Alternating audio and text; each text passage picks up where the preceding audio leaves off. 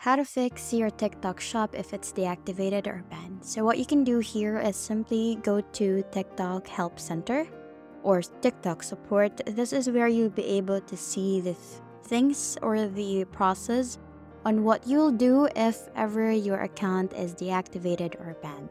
Simply click on contacting TikTok about ban accounts and they provide you all the guidelines.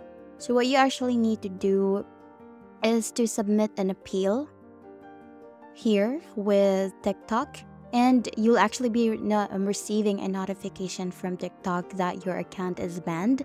And once you receive that notification, tap on appeal and they will be providing you the instructions on what you'll do in order for you to reactivate your account. But if ever you haven't received any notifications or what you can do is just create a new TikTok shop account, and that's another way for you to create or reactivate another TikTok shop for you to use. And that's basically it. That's the end of the video. Thank you for watching. We'll see you in the next one. Bye!